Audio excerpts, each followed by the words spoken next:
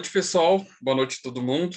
É, Hoje é o nosso segundo dia da nossa jornada, da nossa primeira jornada de estudos em Agostinho, uma iniciativa do Núcleo de Estudos em Fundamentos da Filosofia Cristã, da ABC2,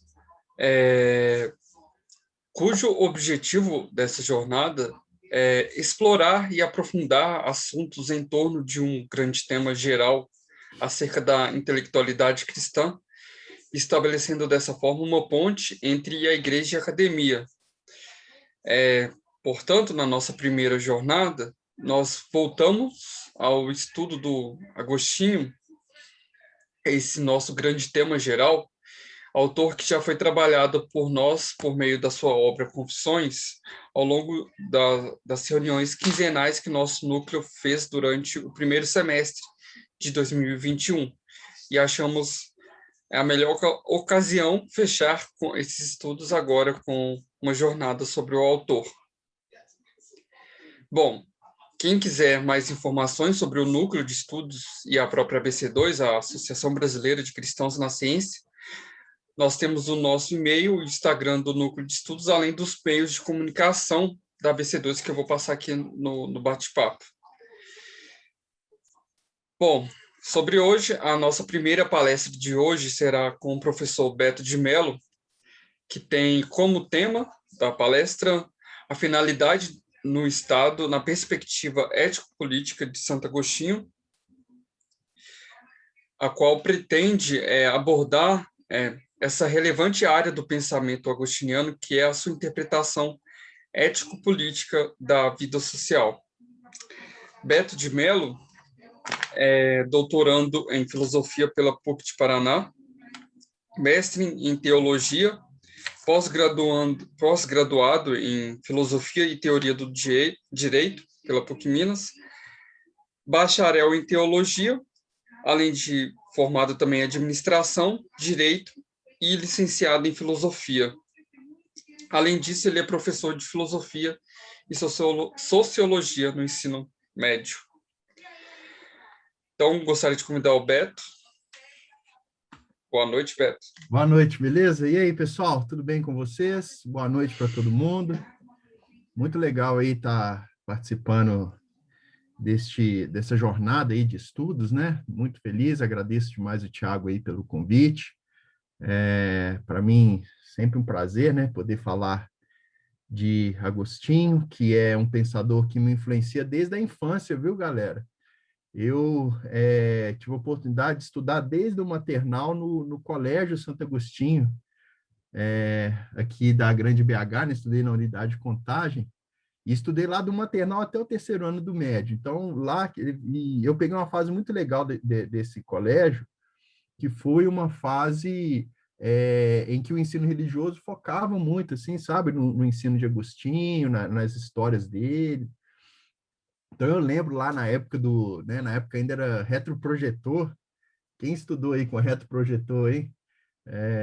E aí tinha os desenhos lá, eles faziam os desenhos mostrando a história.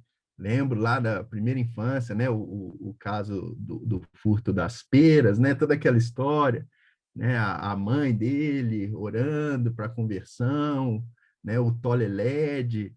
Então é muito legal. Isso aí foi meio que fazer no meu imaginário, né? De forma, não sei se até meio inconsciente aí. E depois, quando eu fui direcionar minha vida acadêmica, sempre ali o pensamento de Agostinho me inquietando, né? Para usar uma linguagem, né? Uma palavra que era muito cara para ele. Então, eu vou compartilhar aqui, pessoal, o slide que eu tenho, que eu preparei para a nossa conversa. Tiagão, nós vamos até às 8, é isso? Na exposição, como é que é? Pode ser até às 8. A gente vai conduzindo aí com naturalidade, daí a gente vê, né? Mas vamos ter essa fronteira aí de 8 horas. Certo.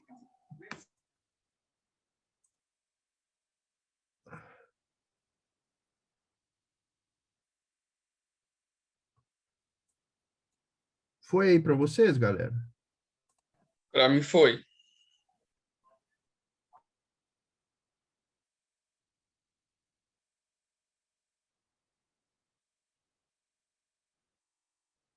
Tá a tela cheia ou tá com os slides laterais aqui?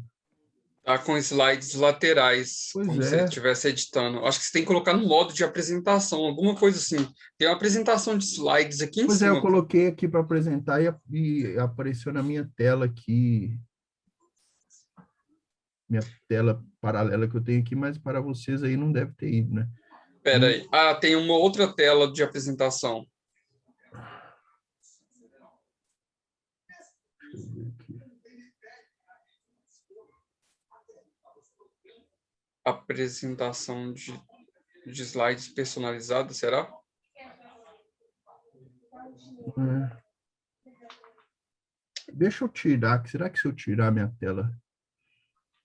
Espera aí, só um minutinho, galera. Vou passar para vocês a melhor experiência aí. Deixa eu desplugar minha tela auxiliar aqui. Daí eu vou ver se ele entende do modo apresentação. Só um minutinho.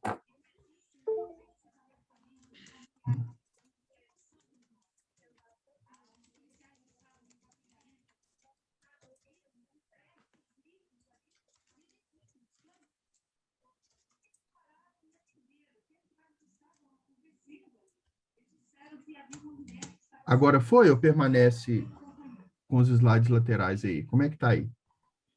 Agora foi, agora tá Agora foi? certo. Então, Sim. ótimo, galera. Então, vamos lá. O objetivo aí da nossa conversa, como já foi apresentado pelo Tiago, é tratar sobre a finalidade do Estado na perspectiva ético-política de Santo Agostinho. Um debate, pessoal, que está bem aquecido aí né, depois da segunda metade do século XX, especialmente no pós-guerra, né? E um assunto que eu queria trazer para vocês, que é um assunto quente, aí no estudo de Santo Agostinho. Eu confesso para vocês que eu estou um pouco enferrujado, viu, no estudo da filosofia política dele. No meu doutorado, eu estou caminhando para uma outra pesquisa que é a parte da ontologia. Mas eu acredito assim que, né, os assuntos aqui eles permanecem, né, os debates, as discussões permanecem as mesmas e o conteúdo aí que eu extraí para essa palestra aí de agora aqui com vocês é o conteúdo que eu publiquei num artigo, tá bom? Então eu enviei aí para o Tiago, né, disponibilizei uma série de artigos que eu tenho, é, dissertação de conclusão de curso, eu mandei um monte de coisa aí, e dentro delas tem o meu artigo de conclusão da minha pós em filosofia do direito, em que eu pesquiso lá o conceito de justiça em Agostinho e tal, e trago algumas das questões que eu estou apresentando aqui para vocês. Aqui eu fiz uma roupagem um pouquinho diferente do artigo, mas eu convido você aí a, né, não sei como é que o Thiago vai fazer para disponibilizar isso, eu convido você a ler esse artigo, tal, para você se aprofundar, entender um pouquinho mais a fundo o debate, né? Ali no artigo eu apresento algumas citações mesmo de Agostinho, alguns contrapontos, né? A gente trabalha um pouquinho os termos aí que ele elabora para produzir o que hoje nós, né, procuramos extrair como uma filosofia política, né? Obviamente, pessoal, Agostinho não era um filósofo político, né, no sentido aí que se inaugura na modernidade, né? Então, quando a gente fala de fazer uma filosofia política a partir de Agostinho, a gente está aplicando uma linguagem moderna e contemporânea, tentando extrair algumas das ideias, de conceitos que ele trabalha, de problemas que ele investiga com a sua filosofia.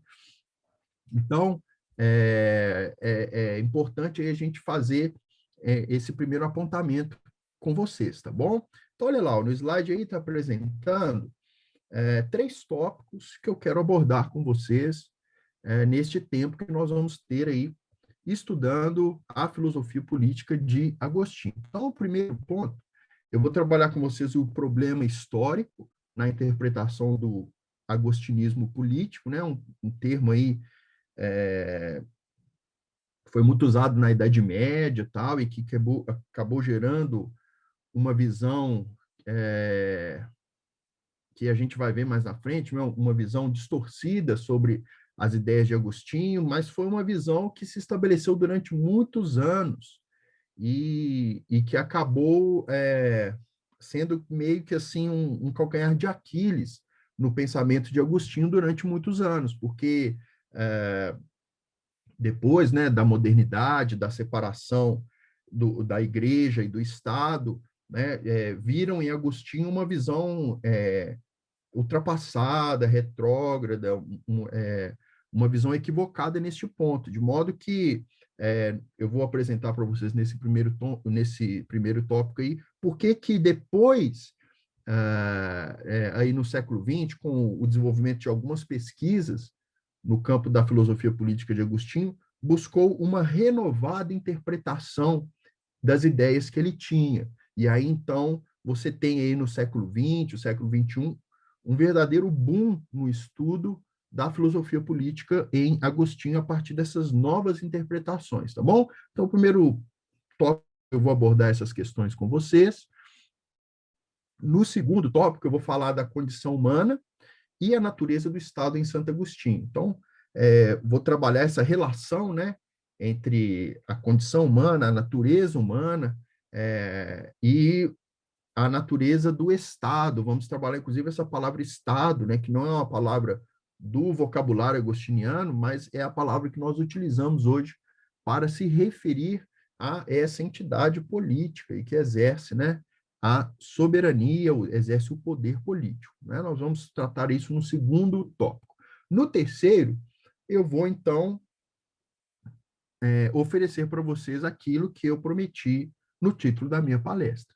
A gente vai trabalhar, de fato, a finalidade do Estado na perspectiva dele, e para isso a gente vai lançar mão de uma série de palavrinhas-chave que ele elabora, né, tentando concatenar como que essas palavras elas se juntam para formar o pensamento agostiniano. Então, nós vamos pegar a ideia dele desde a filosofia política, né, vamos passar para alguma coisa aí da filosofia do direito, né, até na ética, até chegar em aspectos da ontologia de Santo Agostinho, que é, de fato, o fundamento para toda a sua ética, né, e, portanto, de toda a sua filosofia política. Então, esse é o percurso aí que eu quero fazer. Ao final, a gente vai fazer algumas conclusões, tentar extrair algumas lições do que a gente pode aprender de tudo aquilo que a gente tratou, e aí depois eu fico aberto para vocês, né, para que vocês façam perguntas e a gente estabeleça um diálogo legal aí. Gostei muito, viu, Thiago, das palestras de ontem, da participação do pessoal. Vamos ver, estou com uma expectativa boa para hoje aí também. Né? Então, fiquem à vontade, participarem, já vão elaborando perguntas aí, vai ser um prazer interagir com vocês. Beleza, galera? Aquilo que eu não souber, não sei, né? Passa a bola para o próximo palestrante aí, mas o que tiver ao meu alcance vai ser um prazer a gente poder conversar, tá bom? Então, olha lá, o primeiro tópico aí é o problema, né? O problema histórico do agostinismo político. Pessoal, esse termo agostinismo político, ele surge lá na modernidade, especialmente a partir de Gregório Magno. Então, Gregório Magno foi um papa, né, considerado o primeiro papa da Idade Média, um papa muito importante, era um teólogo, tal, era um homem de relevância para a época, estabeleceu várias doutrinas que depois foram consolidadas no catolicismo medieval. E ele, enquanto esse teólogo e este pensador, ele é o primeiro cara a fazer uma apropriação do pensamento político de Agostinho. Né? E aqui, pessoal, a gente começa a evidenciar os indícios do que depois foi bastante rechaçado, né, a partir dos estudos contemporâneos. O que é isso? É porque Gregório Magno ele buscou nas ideias de Agostinho, e lá no terceiro tópico isso vai ficar claro aí onde que está esse impasse, né, na discussão, mas ele buscou extrair das ideias de Agostinho a noção de que a igreja ela deveria fundamentar espiritualmente o poder político. Então, o poder político ele precisa ser orientado, né? Nós somos peregrinos, nós temos uma intencionalidade teleológica que nos direciona para um determinado fim. Não é isso? Isso é muito presente no pensamento de Agostinho e nas confissões que a galera aí que participa do núcleo teve a oportunidade de estudar, né? Então, o Gregório Magno entende, então, que a igreja ela tem esse papel de direcionamento espiritual do poder político, né? Porque Agostinho vai falar assim, né? Quando ele fala das duas cidades, né? As famosas citações dele acerca das duas cidades, ele fala, olha, a cidade de Deus ela precisa ser fundada na caritas, né, no amor a Deus. E para Gregório Magno, seria a igreja, então, teria esse papel de direcionamento espiritual do poder político. Aqui começa, então, a estabelecer uma relação com bases teológicas, né? Gregório Magno era um teólogo, e posteriormente veio ser papa, né, da igreja. Então, essa relação entre igreja e Estado, né, que foi uma relação que perdurou durante toda a Idade Média e que nós sabemos aí todas as consequências que geraram, né, depois lá na modernidade, a necessidade de cisão dessas duas esferas aí da igreja e do Estado. Daí depois, lá no século VII, nós temos uma outra figura muito importante, que foi o Isidório de Sevilha. Então, o Isidório de Sevilha também é um bispo da igreja, é um intelectual, né? E ele, então, elabora ali toda uma teoria que veio a ser chamada de monarquia teocrática. Isidoro foi um grande evangelista na região da Espanha, né, na Espanha visigótica, né, como se fala, no contexto lá do século VII, e ele, inclusive, evangelizou os reis ali, visigotos, né, e aí esses reis se converteram e ele quis estabelecer, também baseando-se nas ideias de Agostinho, uma monarquia teocrática, né? Então, um regime bastante severo, né? Um catolicismo muito rigoroso foi apresentado ali, foi implementado e exerceu esse poder, ele foi, né, esse poder religioso, vamos dizer assim, ele foi sustentado pelo poder político da monarquia na Espanha. Então, Isidoro é um cara muito respeitado na Espanha, né? Lá em Madrid tem uma estátua linda dele lá em Madrid, um personagem, uma figura muito importante para a história da Espanha, né? E não é à toa, pessoal, que a Espanha ainda hoje é um dos países mais católicos da Europa, né? Veio aí todo o processo de secularização. Nós estamos falando aqui do século VII, né? Século em que surge o islamismo né, a história mostra ali todo o esforço de retenção dos avanços islâmicos que ocorreram na região ali da Península Ibérica, né?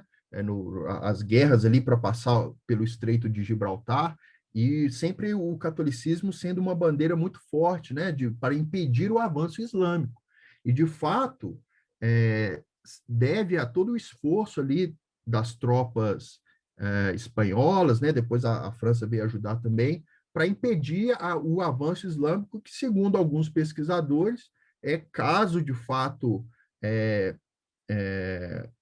o, o, as tropas árabes, né, muçulmanas, conseguissem passar com força pelo Estreito de Gibraltar, possivelmente eles dominariam não só o norte da África, como ocorreu, mas também uma grande parte, né, uma grande extensão territorial da própria Europa continental. Então, um personagem importante aqui que possivelmente foi o maior proponente do que nós chamamos, né, o que veio a ser conhecido como o agostinismo político. Então, aqui uma união muito nítida entre o poder da igreja e o poder do Estado, né? Então, a igreja direcionando a ética dentro da política estatal. E o terceiro personagem que eu menciono aqui para vocês está lá no século XI, que foi o Gregório VII, que, sobre o seu papado, né, ele ampliou profundamente o poder do Papa, né? Chegando, inclusive, a se autoproclamar o senhor absoluto de toda a igreja e de todo o mundo, né? Então, aquela discussão sobre o poder espiritual da igreja e o poder temporal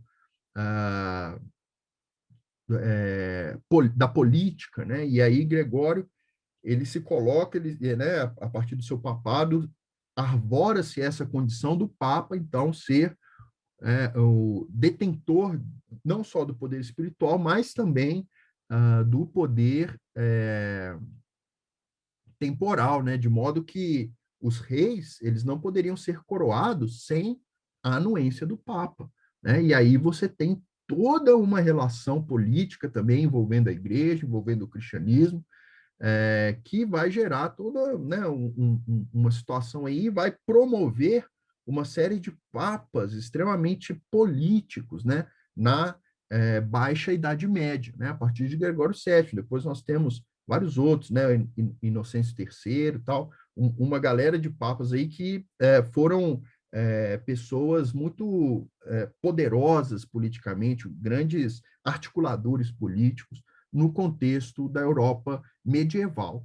E daí, galera, essa ideia permaneceu no imaginário intelectual, no imaginário filosófico de muita gente. O pessoal, sob a influência, né, de todo esse movimento que buscava as suas justificativas ancorados em Agostinho, eles, então, é, estabeleceram um modo de interpretação que ficou conhecido, como eu disse, como agostinismo político, né? Então, essa visão aí de que a igreja ela tem que influenciar o Estado, ela tem que oferecer uma ética para o estabelecimento das leis estatais, tal. Isso ficou como uma interpretação própria de Agostinho. Até que, no século XX, nós tivemos uma série de pensadores que começaram a revisitar os textos agostinianos com bastante profundidade e começaram a perceber, falou, olha, me parece que não é isso que de fato Agostinho quer dizer com seus escritos, né? Primeira coisa, pessoal, que nós temos que entender, Agostinho, eu já disse para vocês, ele não é um filósofo político propriamente dito, né? Ele é um pensador assim, que abrange diversas áreas, e uma outra questão é que ele também não é um filósofo sistemático, né? Então, ele não tem um livro sobre ética, um livro sobre ontologia, um livro. Então, ele fala meio que um pouco, né, de tudo, né? Fala de tudo um pouco ali em cada um dos seus livros. Vocês tiveram essa experiência aí trabalhando as confissões, né? Vocês viram aí, ele fala, né, fala de antropologia, daí a pouco ele fala de ontologia, ele fala de ética, daí a pouco, né, ele fala do tempo, ele vai, né, abordando ali, ele não tem um pensamento linear, né? O que dificulta, muitas vezes, a galera que quer extrair ali um conteúdo mais analítico da filosofia dele, né, tem que, né, se debruçar bastante, mas que acaba sendo um trabalho muito gostoso de fazer, porque a literatura de Agostinho é uma delícia, né? A gente saboreia a forma como ele escreve, a beleza toda. Então, é um trabalho muito legal de fazer. E aí, olha, lá no ano 1934, esse camarada aqui é o Henri Xavier Arquillieri, é um francês, um bispo francês, um teólogo, ele publica uma obra, né, o Agostinismo Político.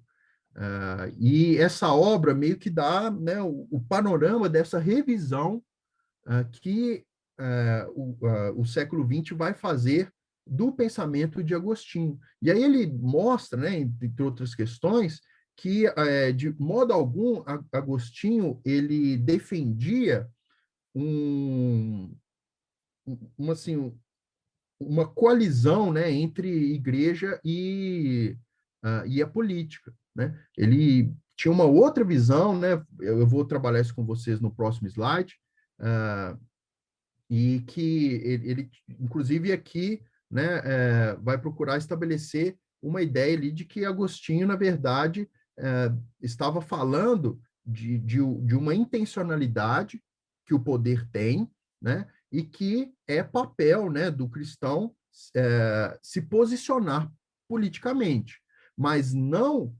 impor ao Estado a estrutura da igreja. Eu vou trabalhar isso melhor no próximo slide, só estou apresentando aqui essa discussão para a gente desenvolver nos tópicos a seguir. Então, o Arquilhieri é importante nessa retomada, nesse revigor aí, dessa redescoberta da filosofia política em Agostinho, e depois temos também uma série de outros pensadores agostinianos que vão revisar também a filosofia política de Agostinho.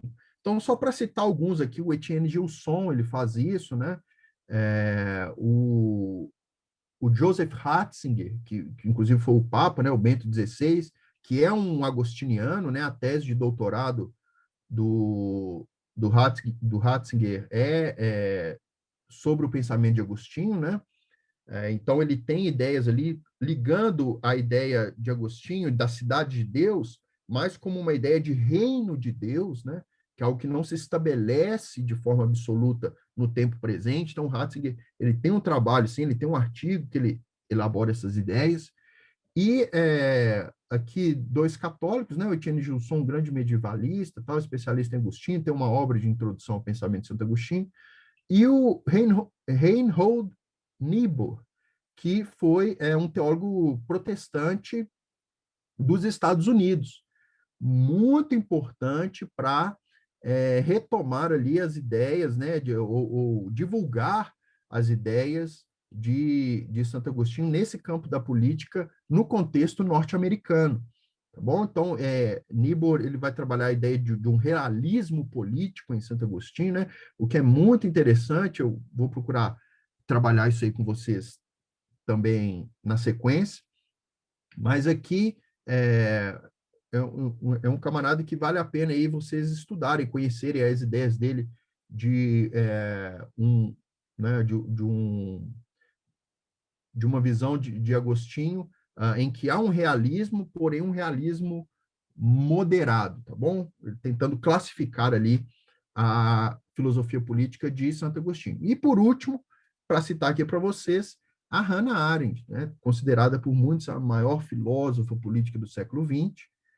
Talvez o que muitos não saibam é que a tese de doutorado da Hannah Arendt também, né, sobre a orientação lá do Heidegger, sobre a orientação do Karl Jaspers, foi em Santo Agostinho, né? O título do doutorado dela é o conceito de amor em Santo Agostinho. Então, alguns intérpretes de Hannah Arendt vão entender que é depois, quando ela vai avançando nos seus estudos de Santo Agostinho, que faz com que ela rompa ali, né, o seu laço intelectual com o Heidegger, né? Ela vai buscar um outro caminho, já que Heidegger tinha uma visão um pouquinho mais pessimista, assim, da vida, né, da morte, tal, essas coisas. Hannah Arendt acaba sendo influenciado por Santo Agostinho e depois vai retomar o pensamento de Agostinho em vários contextos, né? E ela é fundamental, inclusive, no contexto do pós-guerra. O que acontece no pós-guerra, pessoal? Todo mundo que estava fazendo filosofia política começa a desconfiar do poder do Estado. Começa a achar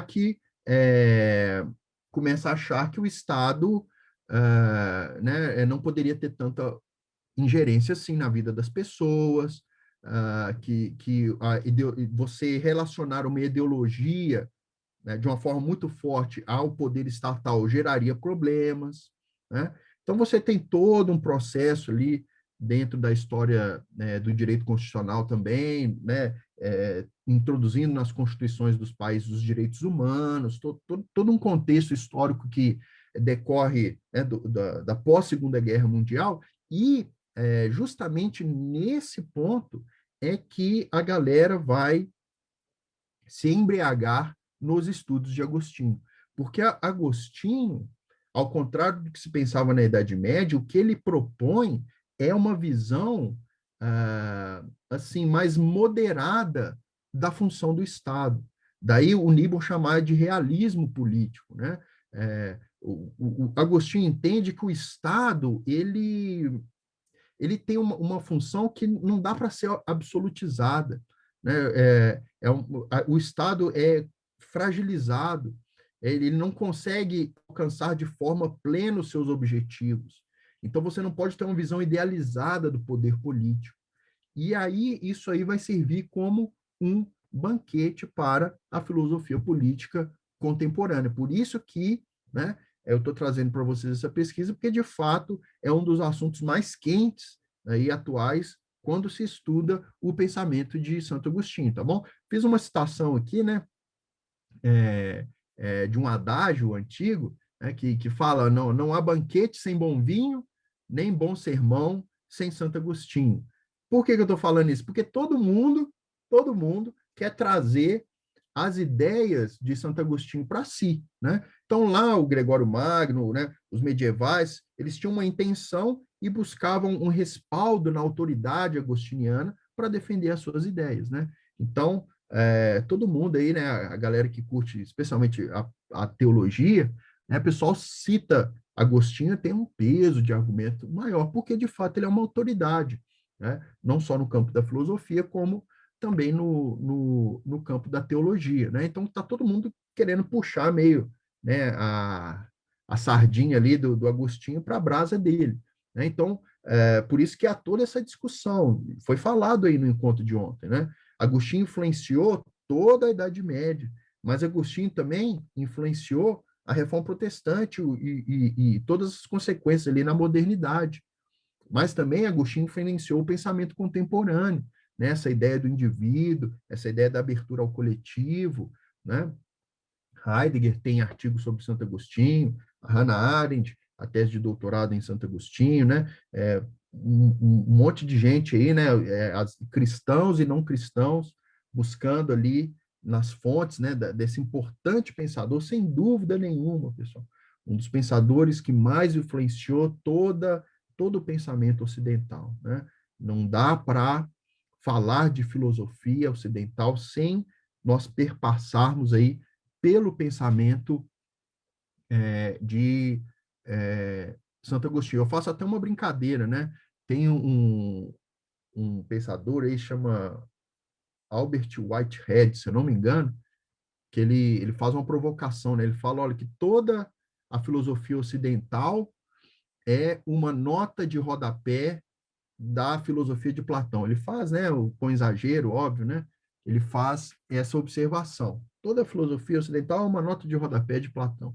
E aí eu tenho um artigo meu que eu brinco e eu falo isso, né? Falo, olha, se a gente levar, né, brincar com isso também, né, brincar com essa hipérbole, esse exagero, a gente poderia dizer também que boa parte, né, da filosofia, ela né, especialmente da teologia, né, é uma nota de rodapé também do pensamento de Agostinho, né? Especialmente a teologia, ela tem muito isso, né? A Reforma Protestante, depois, né? Uma retomada aí, né? Um estudo profundo também de católicos contemporâneos, né? Um revigor aí no estudo de Santo Agostinho. Então, de fato, a gente está diante de um grande pensador, um pensador que pode oferecer para a gente uma riqueza cultural muito grande. Deixa eu ver como é que eu passo esse slide aqui. Aí, beleza. Então, olha lá, ó, o segundo ponto, então, como a gente comentou, eu vou tratar, então, essa questão da condição humana e a natureza do Estado em Santo Agostinho. Aqui, então, a gente vai fazendo, né, as nossas interpretações acerca de toda essa problemática aí, que permanece até hoje, tá, pessoal? Ainda, né, tem pessoas que recusam essa nova visão aí do pensamento político agostiniano, entendem que a visão antiga, né, que os medievais realmente interpretaram de forma adequada Agostinho. Então, normalmente são os críticos de Agostinho, tá bom? A galera que, né, os agostinianos mesmo, a galera que faz uma hermenêutica generosa, vamos dizer assim, né? A galera que faz uma hermenêutica generosa tende a concordar que a interpretação medieval foi equivocada e que precisa de um renovo aí nessa interpretação. Então, é isso que eu vou fazer com vocês aqui rapidamente a partir desse slide. Então, primeira coisa, falar da condição humana, de uma forma bem simples e direta, né? Se você pega a obra lá, A Trindade, de Santo Agostinho, fica evidente essa relação entre a essência divina, né? As três pessoas da divindade e a relação do ser humano enquanto um ser social por natureza. Então, assim como Deus, ele é coletividade, né? Ele é três pessoas, né? Na visão trinitária clássica da teologia cristã, Agostinho aplica isso para entender a condição humana, isso é muito interessante, né? Então ele fala da interioridade humana como dividida em três também, né? A inteligência, a vontade, a memória, né? E ele fala também dessa condição, desse paradoxo humano, que é ao mesmo tempo ser indivíduo e ao mesmo tempo ser coletivo, né? Ser um ser social pela sua própria condição, né? E nós sabemos aí que o estudo da antropologia, da sociologia contemporânea reforçam bastante essa ideia, né? O ser humano, ele só é humano mesmo na medida em que ele se relaciona socialmente, na medida em que ele adquire língua, né? Ele consegue se expressar por meio da linguagem, aí está toda a filosofia da linguagem falando disso, né? E a linguagem é algo que a gente aprende na convivência social. Então, essa constituição básica do ser humano é identificada lá na obra Trindade de Agostinho como uma condição coletiva, né? E aí ele usa ali o molde da Trindade de Deus, né? Como Deus se relaciona em três pessoas, e sendo um único Deus, né? O mistério da Trindade, como que isso também, de alguma forma, se manifesta na própria condição humana. Então, aqui, feito esse pressuposto aí que eu apresentei para vocês, a gente pode trabalhar de fato aquilo que a gente chama na filosofia contemporânea da concepção do Estado em Agostinho, tá bom? Como eu mencionei para vocês, o Agostinho, ele não utiliza o termo Estado, não está no vocabulário ali dele.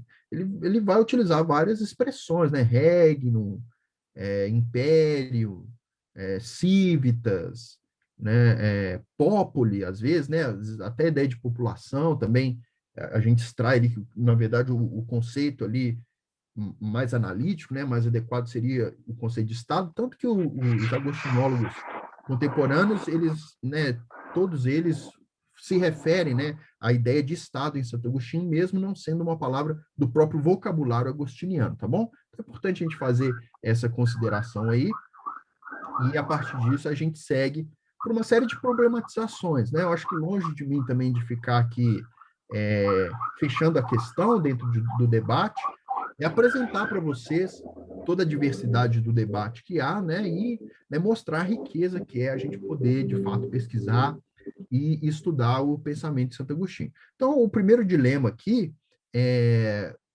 os intérpretes de Agostinho discutindo acerca do próprio conceito de Estado em Agostinho, né? E seria um equívoco, pessoal, a gente usar, né, toda uma linguagem mais analítica para poder interpretar o pensamento de Agostinho, tá bom? Agostinho, ele não tinha a preocupação nos moldes do racionalismo iluminista, do racionalismo pós-iluminista. Né? A forma de Agostinho expressar sua racionalidade era diferente, né? Então, ele estava muito preocupado com a estética do argumento, né? Então vocês tiveram a experiência aí vendo as confissões, quem teve essa oportunidade de participar do grupo, né? Ou outras obras que você lê em Agostinho, você fica encantado, né? Com a beleza com que ele escreve, a forma tão cuidadosa que ele coloca as palavras. Então ele tem uma preocupação mais estética, assim, do que propriamente analítica, né? De tratar conceitos ali e tal. Por isso que algumas obras são fundamentais. Uma obra que me ajudou muito a estudar o pensamento de Agostinho, numa visão um pouquinho mais analítica, foi essa obra aqui, que foi traduzida para o português. Olha lá, galera. Né? Agostinho através dos tempos, uma enciclopédia. Na época que eu fiz o meu mestrado, essa obra não havia sido traduzida para o português ainda. Então, Eu me lembro lá de passar horas e horas na FAGE, né, na Faculdade Jesuíta aqui de Belo Horizonte, né? Eu montei minha dissertação de mestrado praticamente toda na biblioteca de lá, porque inclusive eu não poderia levar o livro para casa, né? Era um volume único, tal, era um negócio lá. Tradução em inglês, né, pessoal? Não é a mesma fluência aí para a gente poder interpretar, mas foi uma obra que me ajudou muito. E aí, quando eu soube que isso foi traduzido para o português, eu acho que eu fui um dos primeiros a adquirir essa obra, né? E eu recomendo para vocês, né? Porque aqui vão trabalhar vários verbetes do pensamento de Agostinho.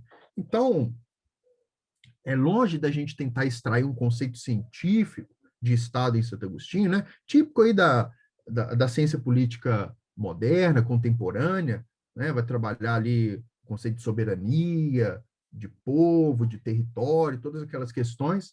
Agostinho, quando ele fala, né, do regno, do império, das civitas, ele está falando mais de uma entidade ontológica abstrata, tá bom? Bem nos moldes ali da filosofia platônica, né? É uma entidade ontológica, né? Abstrata, é aquilo que a gente sabe que está aí, né? Tem um poder público aí, é,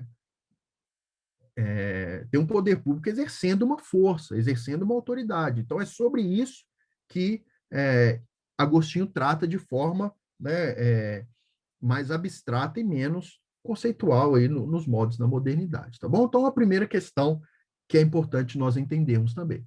A segunda questão é a necessidade, como que surge o Estado na perspectiva de Agostinho?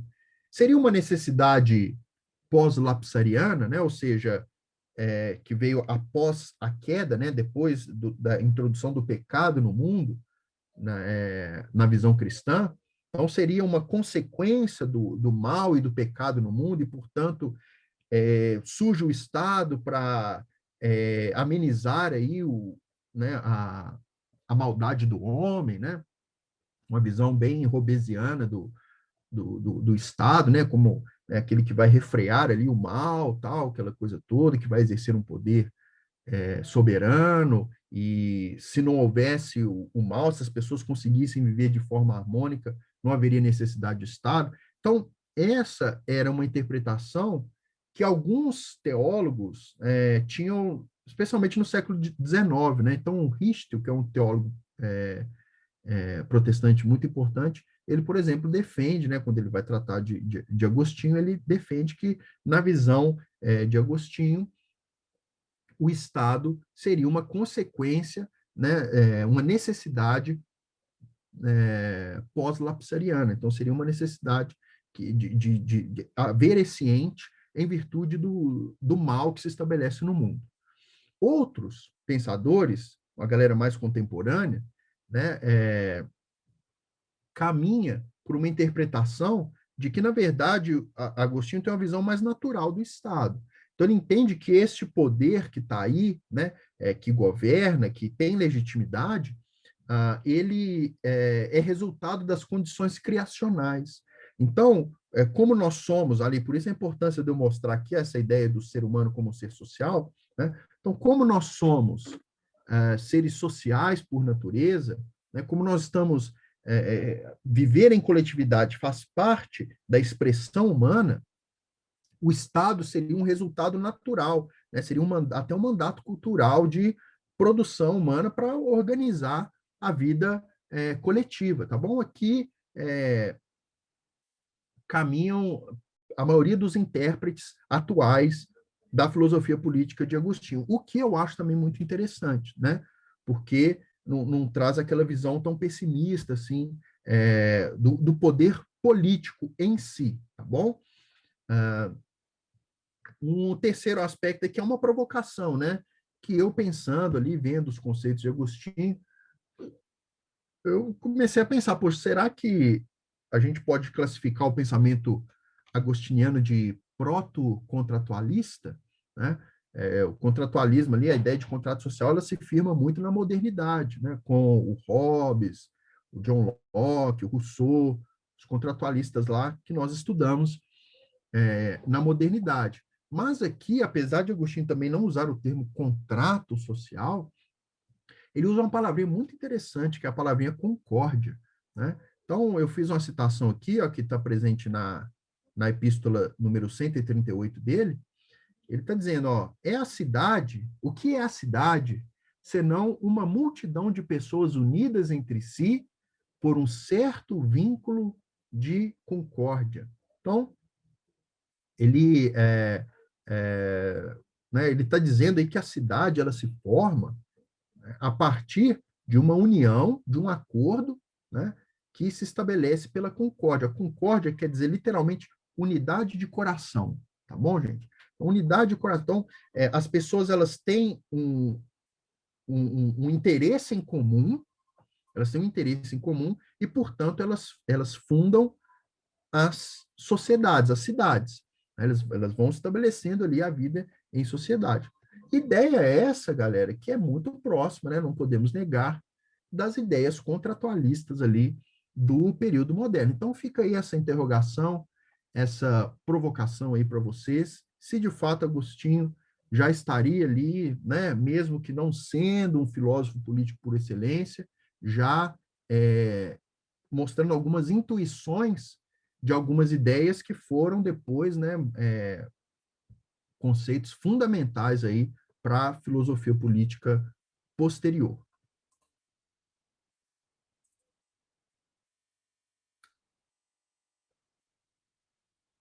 Então, olha aqui, pessoal, o terceiro e último tópico, eu quero abordar com vocês, então, essa série de conceitos aí, né, que eu comentei, né, que fazem parte do léxico agostiniano, né, faz parte ali das palavras-chave, de alguns termos que Agostinho usa com bastante frequência, né, ao elaborar sua filosofia.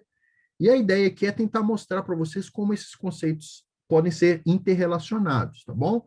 Aqui é bem uma atividade filosófica mesmo, da gente ir interpretando o pensamento dele, né? Ele vai lançando essas ideias de forma esparsa em várias das suas obras, né? Então a gente vai fazendo esse trabalho de ir tentando associar ali o seu pensamento, construir uma linha de raciocínio que possa, de fato, produzir uma filosofia política aí de Agostinho, uma filosofia minimamente integrada, tá bom? Das suas ideias.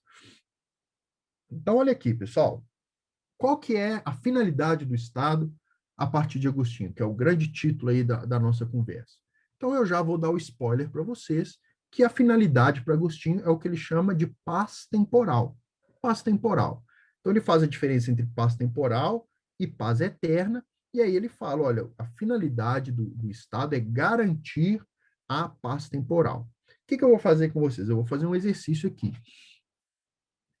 Perceba aí que a pirâmide, ela tem a ideia de mostrar para vocês que há uma relação hierárquica aí dos argumentos, tá bom? Então, nós temos lá na ontologia dele, né, da ordem das coisas, a ordem rerum, a ordem das coisas, como o princípio fundamental que vai, né, desencadear todo um raciocínio. Então, eu vou fazer o exercício da gente começar de baixo para cima, né, chegando até a ordem rerum, depois a gente faz o exercício de cima para baixo, buscando conectar novamente todos esses conceitos, beleza? Então, olha lá, pessoal. Então, o primeiro, como eu mencionei para vocês, é a paz temporal.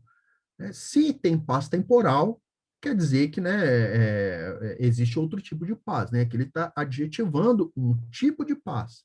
Então, Agostinho vai, né, bem no seu estilo filosófico, fazer toda uma digressão a respeito da paz, né? Falando que a paz é um desejo natural de todo ser humano, todo mundo busca a paz, né? Alguns buscam a paz de forma egoísta, ele vai dizer, né? Ou seja, a pessoa está buscando seus próprios interesses em detrimento dos interesses do outro, né? Mas a paz adequada é aquela paz que preocupa-se não só com a paz pessoal, mas a paz coletiva. Daí a gente traz a ideia de bem comum em Agostinho, né? Preocupação ali de ser alguém que se preocupa com a paz da comunidade. Lembrando aí, né, o Davi ontem falou, né, dessa perspectiva aí monástica também de Agostinho, a importância que ele dá para o coletivo, para o todo, para a unidade, né? E então ele vai dizer que essa paz, ela, ela se expressa de forma temporal, que é na vida cotidiana nossa, mas essa paz temporal, ela é imperfeita. Ela é imperfeita. Por quê? Porque nós ainda somos imperfeitos. Na vida a gente tem um monte de vicissitude, um monte de problema, mas é uma paz que deve ser almejada. Contudo, né, a paz eterna é a que deve ser de fato buscada. Então ele projeta, num sentido escatológico, essa ansiedade que, por exemplo, a filosofia política clássica tinha, né? Você pega, por exemplo, as ideias políticas de Aristóteles, ele vai dizer que o homem se realiza na polis. Então, o homem é um político, né? Ele é um animal político. Então, ele vai viver lá, ele se realiza na medida em que ele né, atua publicamente. O Agostinho, e aqui é a grande chave para a gente entender a retomada atual do pensamento político de Agostinho, Agostinho vai dizer que o Estado ele não tem essa capacidade de satisfazer o ser humano na sua condição existencial, a sua necessidade existencial última, né? Porque a paz que o Estado oferece é uma paz limitada, tá bom? É uma paz temporal, é uma paz sujeita às mudanças, às variações, às vicissitudes. Não é uma paz oriunda da ordem tranquila, que é um outro termo que Agostinho usa, né? A ordem tranquila, ela não consegue alcançar esse objetivo. Então, por isso também que o Reinhold Niebuhr vai dizer que Agostinho é um realista político, né? Está dizendo, olha, o Estado ele não é bem assim, o ser humano é um negócio mais complexo do que isso, né? Então, essa insatisfação com a vida presente, com o que a vida presente pode nos oferecer, é própria do pensamento filosófico agostiniano, né? Mas ele vai dizer que o Estado tem essa função. Ele deve zelar, garantir para que se estabeleça a paz temporal. E como que isso é feito, pessoal? Né? A partir da harmonia social em torno da justiça. Então, a ideia de harmonia social, a ideia de concórdia, nos leva ao andar superior aqui da nossa pirâmide.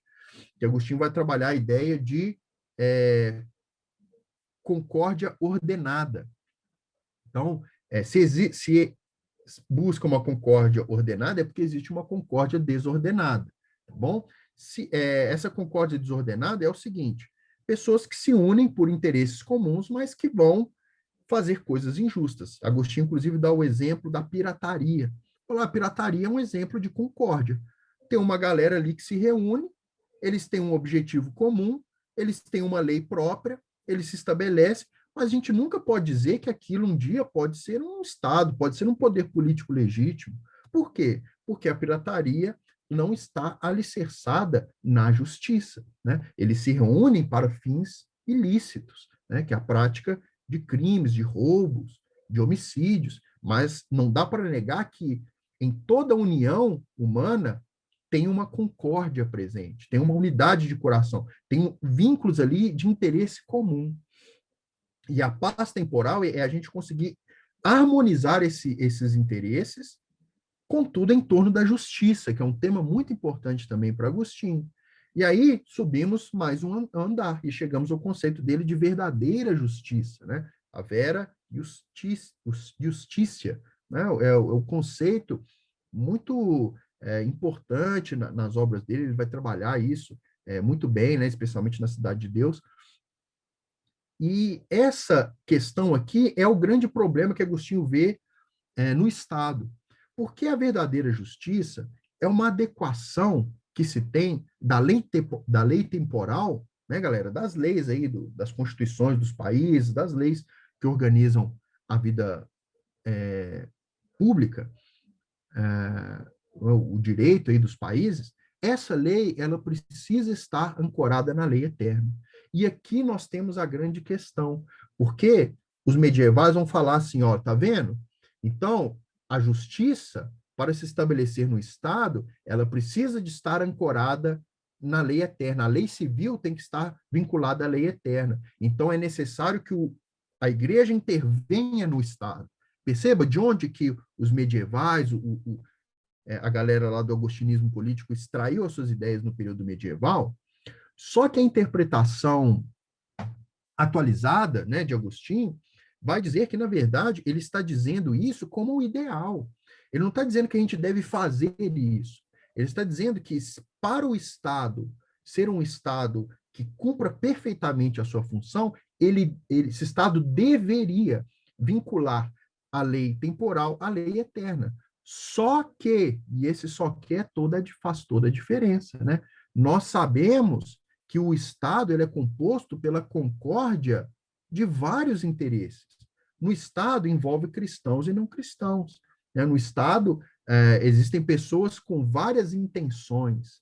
E aí você tem todo um esforço para recobrar ali as ideias de tolerância em Santo Agostinho, que é muito importante, né? As ideias de você respeitar a manifestação de concórdia das pessoas, buscar harmonizar isso num contexto social.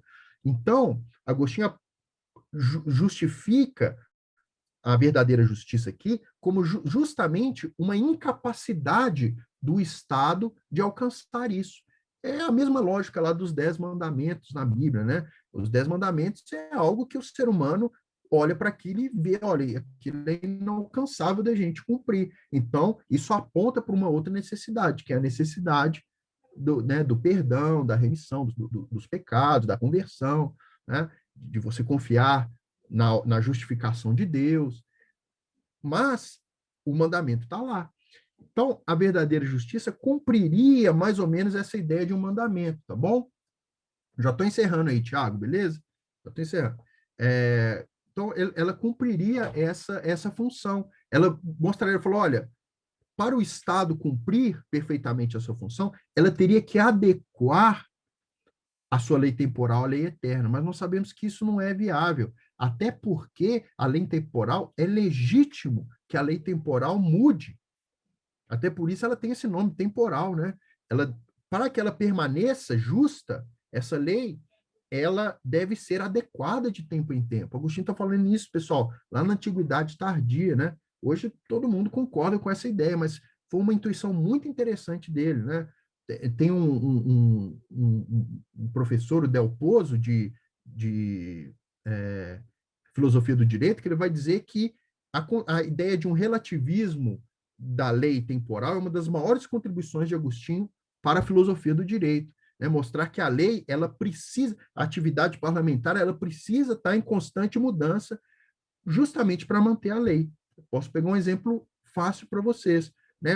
A lei que institui o salário mínimo. Mas por causa da inflação, para que você tenha um salário mínimo justo, essa lei, pelo menos ali de ano em ano, ela precisa de ser reajustada, não é isso? Para que, de fato, né, ela cumpra o seu papel. Então, essa relatividade da lei temporal, ela é necessária para a manutenção da justiça. Então, perceba que é uma adequação quase que impossível, é um ideal, assim, inatingível. Isso que faz a filosofia política de Agostinho ser tão interessante, porque ele vai dizer, então, que, dada essa impossibilidade do Estado, o Estado deve ter uma posição humilde. Olha que interessante, né? O poder público ele deve reconhecer as suas limitações. E o ser humano não pode ter assim uma visão super otimista que o Estado vai resolver todos os problemas da vida. Poxa, que tema atual, não é isso, gente? Nós vimos aí, né, no século XX, tantas ideologias colocando o Estado como a solução para os problemas do mundo, né? E Agostinho, lá na Antiguidade Tardia, já está trazendo intuições de que nós não devemos colocar essa expectativa no Estado. E daí eu vou seguir aí, né, para as minhas conclusões, tá bom? Os dois últimos tópicos aqui, pessoal, a Ordo Amoris é a ética normativa dele. Então, ele parte de uma ontologia, né, da ordem das coisas. Então, estabelece o mundo, ele tem um valor axiológico que é próprio, né? Então, a ideia de dignidade também pode discutir essas questões. Então, O ser humano tem mais valor, ele tem mais dignidade do que um animal, né, um outro aí mamífero, né, que por sua vez tem, né, que o Agostinho vai chamar de animais irracionais, tem a alma irracional. E, por sua vez, os animais eles têm mais valor do que seres inanimados. Então existe toda uma hierarquia axiológica, uma hierarquia de valores. E a ética que Agostinho propõe é uma ética que visa alinhar os nossos amores à ordem das coisas. Então, o que é você ser ético? É você amar adequadamente cada uma das coisas. É você não amar em exagero, né, de modo a subtrair o amor devido a outros valores, e você também não amar de modo insuficiente, de modo a não conferir aquele objeto do amor o seu devido valor. Então, você conseguir organizar os seus afetos é o grande objetivo da ética de Agostinho, né? Daí a famosa frase dele, né? Ame e faça o que quiser, né? Porque aí projeta a liberdade. Porque na medida que você ama, você realmente é livre, porque você consegue ajustar os seus afetos aos valores, né? Você projeta os seus amores de forma adequada. Então, aqui, né, um direcionamento mais da ontologia dele mesmo, que na verdade é a âncora de tudo isso, né? Então, nós temos a ordem, né, a ordem ontológica, né, que vai conduzir uma ordem dos amores, que vai conduzir uma visão da justiça, porque Agostinho tem um conceito de justiça, né, um conceito clássico, que justiça é dar a cada um o que lhe é devido. Então, quando você tem uma ordem afetiva correta, você vai dar a cada um o que é devido. Então, a justiça se estabelece. Tendo a justiça estabelecida, você consegue produzir uma concórdia ordenada, né? E aí, então, alcançar uma paz temporal que seria de fato plena. Mas não é isso que acontece na realidade, na crueza da vida. Daí, mais uma vez, retomando o conceito de Niebuhr, do realismo político em Agostinho, tá bom? Então, a famosa frase dele aqui, né, pessoal? Talvez a frase mais famosa da Cidade de Deus, né? Dois amores fundaram, pois, duas cidades, a saber, o amor próprio, levado ao desprezo a Deus, a terrena, então a cidade terrena, e o amor a Deus, levado ao desprezo de si próprio, a cidade celestial. Então, existem duas cidades que estão por aí, né? Daí a importância dos agostinólogos contemporâneos. A ideia que de cidade de Deus se aproxima muito ao conceito neotestamentário de reino de Deus. Então, o reino de Deus está por aí. Ele não vai se realizar na vida presente, mas ele já sinaliza uma condição futura, tá bom? E daí eu concluo e a gente já passa para o momento aí de perguntas, tá bom? Então, aqui, ó, o que a gente pode concluir das ideias que eu procurei trazer para vocês? Primeiro, na visão de Agostinho, né, o exercício da política ele deve ser feito num meio termo ali, entre o ativismo e a resignação. Então, por um lado, você não deve entregar assim toda a sua ideologia, né, achando que o Estado vai resolver todos os problemas do mundo, porque não vai, não vai. E também você não deve ter uma atitude resignada, que inclusive foi uma atitude dos cristãos durante muito tempo, né, de falar, política eu não me meto, tal, é um negócio que está contaminado pelo pecado, não sei. Então, não, né? Inclusive Agostinho atuou politicamente, né? Ele defendeu ideias, ele recorreu ao império quando ele percebeu ali que era necessária a intervenção do império nos problemas que ele estava vivendo. Então, você deve ser um ator político. Você não deve buscar monopolizar a política, né? Que foi o que os medievais tentaram fazer, inclusive. Mas você deve atuar sem aquele idealismo ativista, tá bom? O outro aspecto aqui é a questão do Estado. Né? Nós vimos aqui que, para Agostinho, o Estado é uma entidade necessária para organizar a vida comunitária. Né? Então, aqui fica a pergunta, né? Será que Agostinho viria a necessidade de um Estado num futuro escatológico? Né? Eu acredito que não, mas é uma provocação aqui interessante. Né? Então, o Estado ele é fruto das próprias condições criacionais, então ele é necessário, ele é bom para que a vida comunitária seja minimamente organizada, tá bom? E aí, por último, a finalidade do Estado, que é o grande ponto aqui, com o qual eu concluo a minha fala, é aplicar, né, de modo imperfeito a paz temporal, tá bom? De modo imperfeito, né? E sinalizar a realidade futura da paz eterna. Porque é justamente pelo Estado ser incapaz de estabelecer a paz absoluta na Terra é que o nosso coração permanece peregrinando. Olha que interessante que Agostinho vai dizer. Porque se isso está lá na doutrina cristã, né? Se você encontrasse a paz no mundo presente, a sua peregrinação terminaria.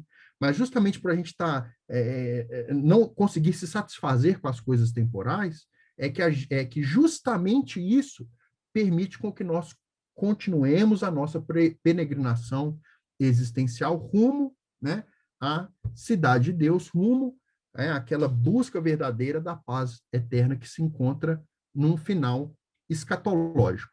Beleza, galera? Então, esse era o recado aí que eu tinha para passar para vocês. Agradeço aí mais uma vez o tempo, a paciência de vocês, e aí me coloco à disposição para a gente poder, né, caso vocês tenham interesse, a gente conversar um pouquinho mais. Beleza?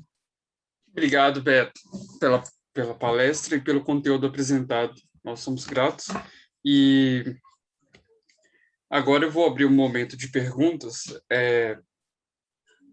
mas com os mesmos combinados de ontem, lembrando que se você tiver uma dúvida, você levanta a mão. Tem a opção que nas reações do Zoom você pode levantar a mão, ou você pode mandar no chat que você quer fazer alguma pergunta. Se você quiser fazer uma pergunta, se apresente, lembrando isso sempre, se apresente primeiro, fale seu nome e de onde você é, o estado, no caso, já que nós temos pessoas de vários lugares. E, por último, lembrando também que quem quiser que eu leia a pergunta, no caso, pode mandar aqui no chat do Zoom, que eu leio, aí você mande o nome e o estado de onde você está falando, que aí eu leio aqui a pergunta. E lembrando, sobre as perguntas, para a gente aproveitar melhor elas e o tempo que nós temos, de fazer perguntas mais voltadas para o tema que foi apresentado e não fugir para outras questões que às vezes não foram apresentadas pelo palestrante. Mas é isso.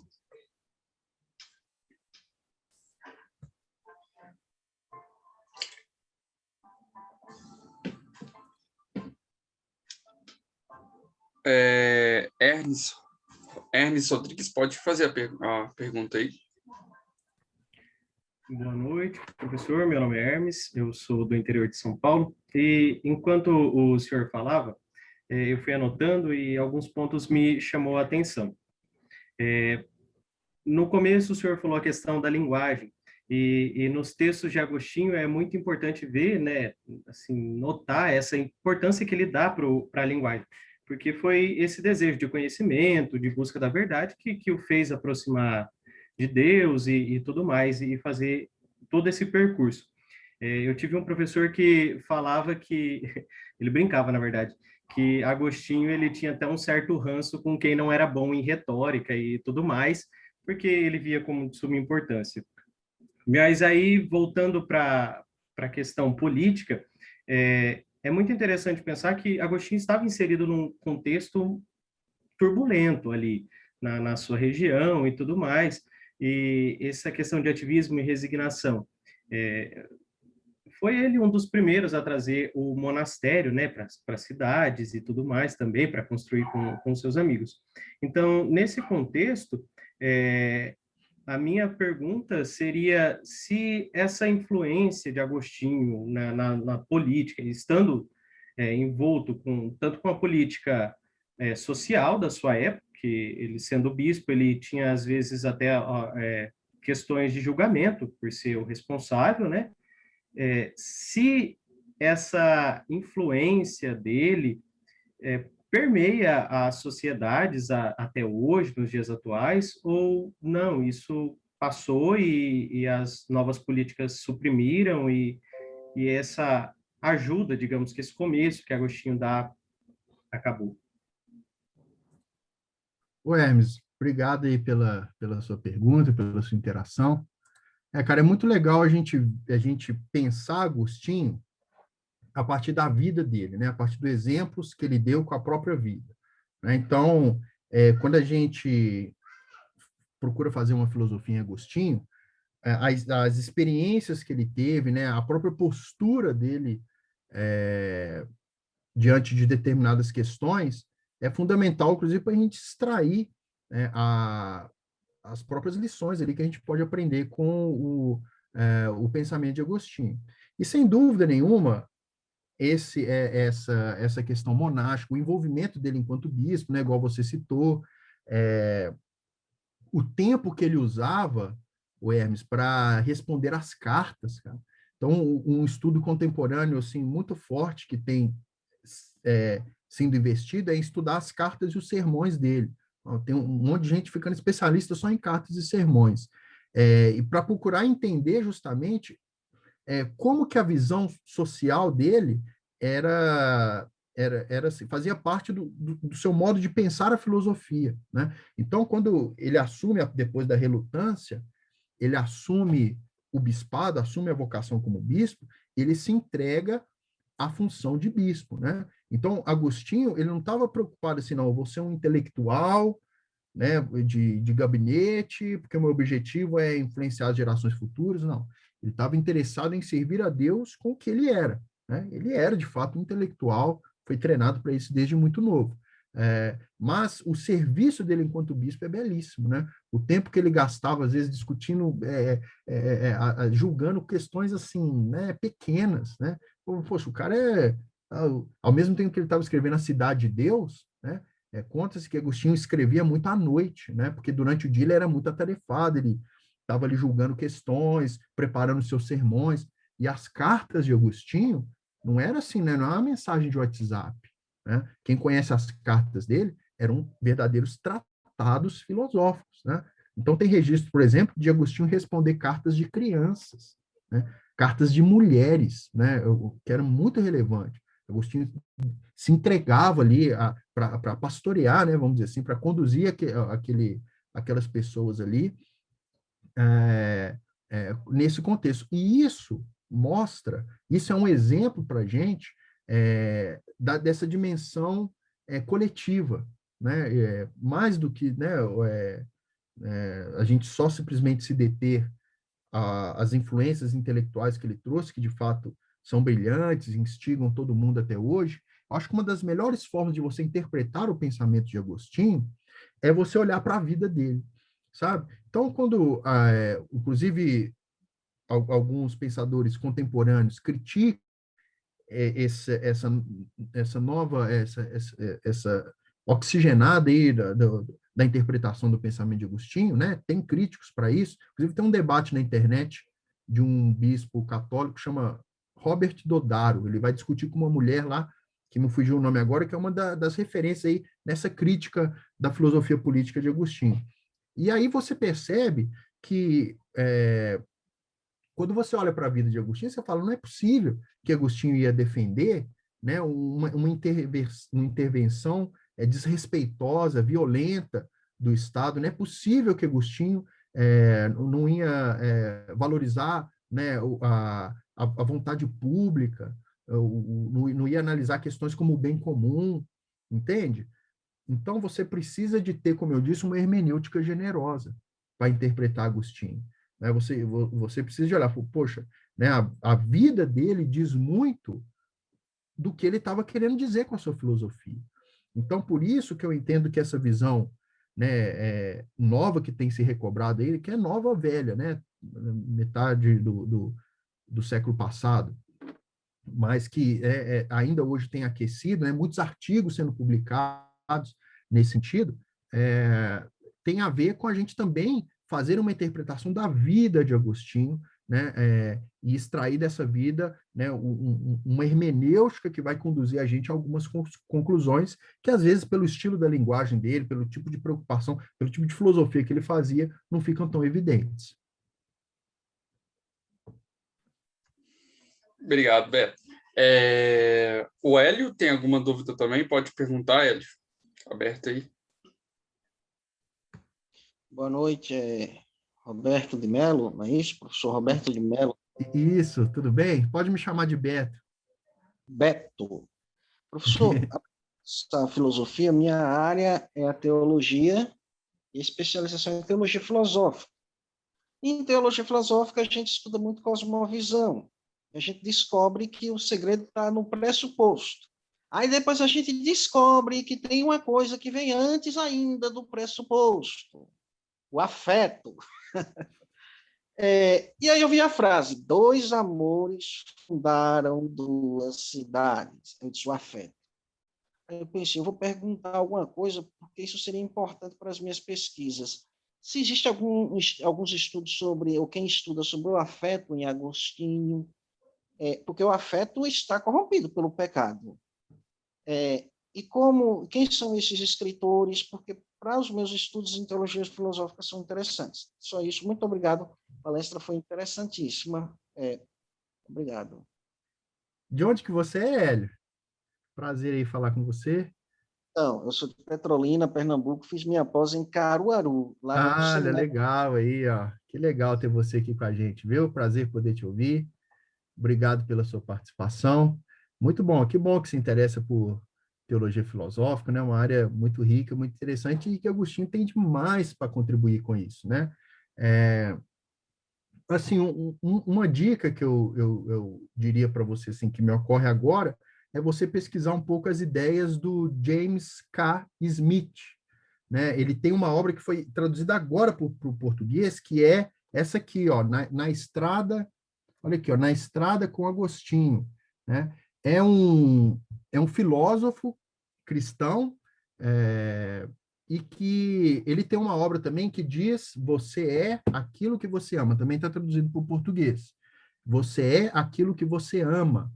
Que ele vai beber ali, o James Smith é um agostinólogo também, né? Ele é alguém que gosta de Agostinho, que propõe uma visão de Agostinho e que é publicado, inclusive, por editoras de teologia, né? Apesar dele ser filósofo, ele tem tanta relevância aí, e aí eu acho que você consegue conectar, a partir desse autor aqui, você consegue juntar aí o seu interesse pela teologia e pela filosofia. Então, ele tem essa obra Na Estrada com Agostinho, e especificamente falando dos afetos, ele tem essa obra Você é aquilo que você ama.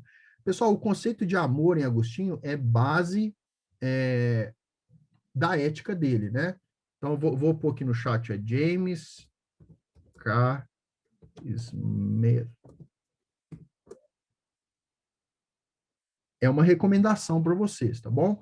Agora, tem muito artigo, se você pegar o conceito de amor em Agostinho, você vai ver uma grande diversidade de artigos trabalhando essa questão fundamental, né? Como que, de fato, inclusive numa visão mais pressuposicionalista, né? Os afetos, eles antecedem a razão, né? Então, você acredita, né? Ou você se esforça para acreditar naquilo que os seus afetos te movem, né? Agostinho fala que o amor é o peso, né? Então, o amor é algo que arrasta a pessoa. Então, são os desejos ali que estão por trás das ações. Então, tem toda uma ética muito interessante que você pode pesquisar. Com certeza aí é um assunto também que me interessa muito. Vai ver essa questão do coração, essa questão da vontade, né? Da vontade. Eu sou adepto de uma filosofia que também entende isso, né? Longe das ideias de Kant, longe daquele moralismo intelectual dos clássicos, né, que vê ali a razão, né, conduzida os afetos. Eu entendo que, na verdade, são os afetos mesmo que têm um papel de primazia aí na postura ética das pessoas, né, numa esteira aí de vários outros filósofos também. Beleza, Hélio? Obrigado aí pela sua participação. Eu que agradeço. Obrigado. Obrigado. Eu estava pensando aqui numa pergunta, mas eu não cheguei a formular a pergunta, então vamos formular ela agora. Fala aí, manda aí, Tiagão. Porque aí. é a questão... Ó, Samara, vou falar a pergunta da Samara, depois eu mando a minha. Tá. Samara de Belo Horizonte, Samara Araújo. Ela pergunta o seguinte: é possível entender o atual contexto político brasileiro à luz de Santo Agostinho? Pergunta quente. Olha que interessante aí, Samara. Obrigado pela sua participação. Está aqui em BH, né, junto com a gente. Legal. Olha aqui, Samara, é perfeito, né? Acho que a sua pergunta, ela vai muito assim, né?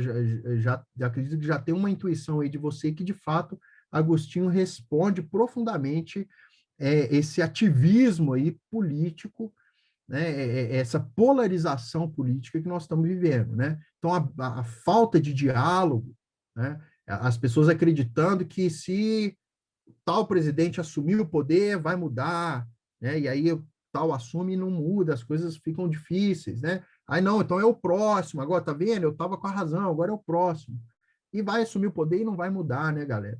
Então, inclusive, tem uma discussão acerca da importância da sociedade civil, né, a partir de Agostinho. Alguns vão dizer, olha, Agostinho não menciona, obviamente que ele não menciona, não é um termo dos tempos dele, mas a importância, né, dessa concórdia, ela se manifesta na esfera pública, da gente buscar um consenso, né, da gente ver, olha, tem coisas aqui que são interessantes, vamos ver, ó, cada um tem a sua ideologia, vamos ali dentro, né, de um contexto democrático, né, que é um contexto atual da política, vamos, dentro do contexto democrático, estabelecer, tentarmos achar ali um senso comum, uma direção. Então, as pessoas estão muito menos interessadas em discutir os reais problemas e estão muito ligadas, sabe, numa filosofia política abstrata, de direita, de esquerda. Então, eu acho que o Agostinho tem muito a contribuir, né, para os nossos debates políticos, né? Daqui a pouco aí já tá, né? A gente já está vendo algumas campanhas políticas já sendo meio que já sinalizadas aí e tal. O debate daqui a pouco vai esquentar de novo no Brasil, né? Acredito que vocês não esperem nada diferente disso. Então, você tem uma postura conciliadora, você tem uma postura de ouvir as pessoas, né? Acho que a palestra do Davi ontem foi muito agradável nesse sentido, né? Da gente buscar entender não só os conceitos agostinianos, mas essa postura diante da vida, né, uma postura de acolhimento, de diálogo, de abraço, né, como o Davi falou ontem. Então, isso é fundamental para a gente discutir política de modo civilizado, né? Às vezes a gente toma decisões políticas assim com uma visão muito distorcida, muito, né, ideologizada da política. Então, acho que Agostinho tem esse papel de dizer, olha, a política é importante, né? Por um lado, nós devemos nos engajar politicamente, né? O brasileiro, durante muito tempo, foi muito inerte nas questões políticas, então nós devemos nos engajar politicamente. Por outro lado, nós não devemos manifestar nenhum fanatismo político, porque não é a política. O problema não é o problema é mais complexo que isso, né? E a gente não vai ser realizado existencialmente com a política dentro da nossa ideologia. A gente vai ser realizado na visão agostiniana na medida em que você encontra Deus e começa a peregrinar no sentido, né, a organizar a sua vida toda a partir desses ideais e esses valores eternos, né? É isso que, de fato, faz a diferença. E isso vai modificar a forma como você vive hoje, né? Então, você ter uma peregrinação vai te mostrar o que é importante na vida, o que não é, o que você deve investir tempo, o que você não deve, quais problemas você deve lidar, o que você deve cuidar. E é muito bonito, pessoal, ver como que Agostinho ele abraçou a sua vocação, né? Ele permaneceu em Hipona, que era uma cidade, né, não tão assim, né, importante no contexto, né, de todo o Império, né? Ele teria condição de ir para qualquer outra cidade, ele já era um bispo muito respeitado à sua época, mas permaneceu ali na cidade de Hipona, pastoreando camponeses, gente simples, cuidando dos problemas da cidade dele, resolvendo ali questões. Boa parte de toda a sua filosofia foi tratando de problemas do seu tempo, né? Então, Agostinho é envolvido em uma série de polêmicas, onde ele produz a sua filosofia para lidar com os problemas típicos do seu tempo. Então, é longe de ser uma visão escapista, né? Às vezes as pessoas acham, confundem, Agostinho pensa ali na cidade de Deus, uma visão escapista da realidade. Pelo contrário, né? Uma visão que se preocupa com os dilemas reais, concretos da vida, né? Das questões que estão ali à sua volta. Beleza? Falei demais, às vezes eu me empolgo, aí eu vou falando, né? Tranquilo. Pela questão do horário, eu vou fazer a última pergunta.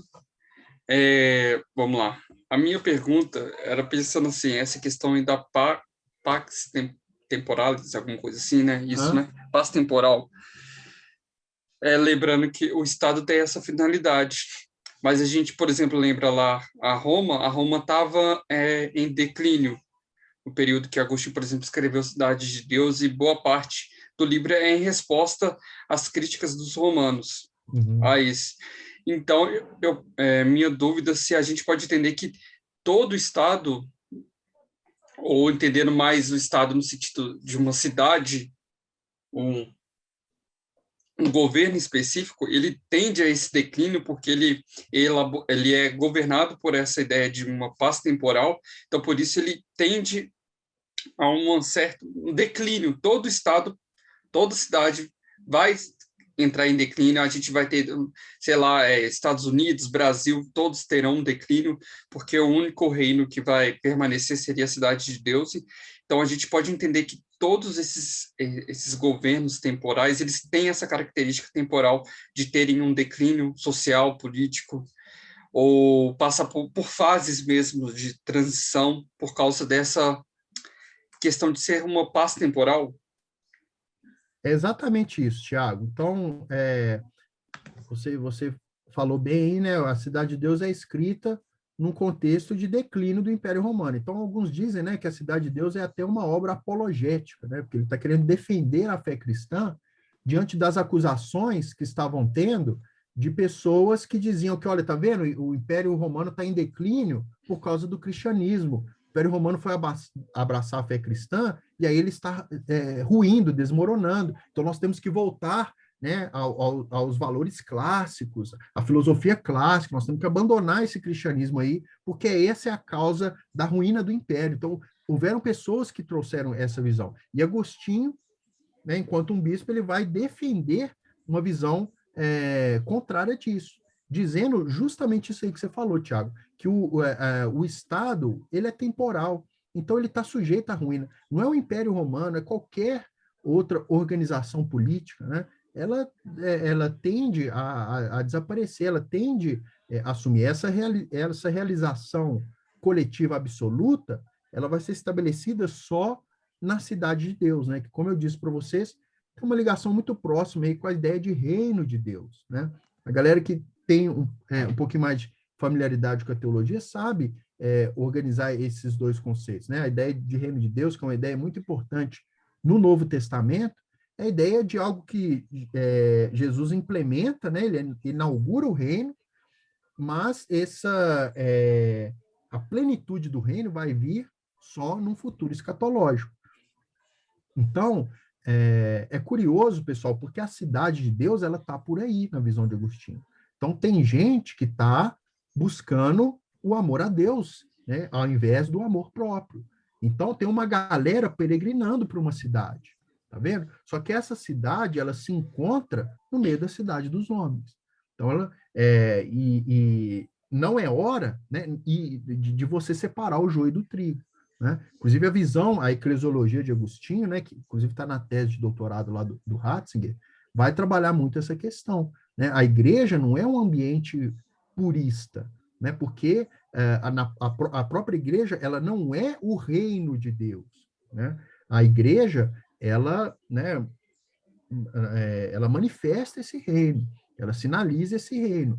Existe na igreja, né, uma instituição que está apontando para esse caminho da cidade de Deus. Mas no meio da igreja tem corrupção, né? A igreja católica aí, a gente sabe muito bem os vários casos de corrupção na história, e qualquer outra organização humana, ela vai estar sujeita a ter influência de outros amores, do amor próprio, né? Que funda a cidade dos homens. Então, a importância aqui da filosofia política de Agostinho é, de fato, a gente não colocar uma expectativa excessiva na capacidade do Estado resolver os problemas da vida. Então, o Estado é importante, ele é fundamental, mas ele promove uma paz temporal, né? Temporal em virtude dos seus limites mesmo, né? De fato, dessas vicissitudes.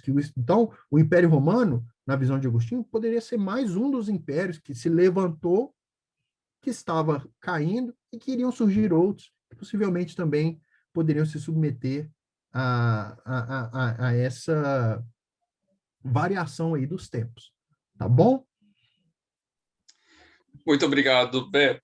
Obrigado pela disponibilidade com a palestra, com as respostas das perguntas. Deus abençoe sua vida e Valeu, te Thiago. recompense aí por nos trazer esse conteúdo, que foi muito bom mesmo. Gente, vou fechar aqui a gravação. Quase que eu fechei a...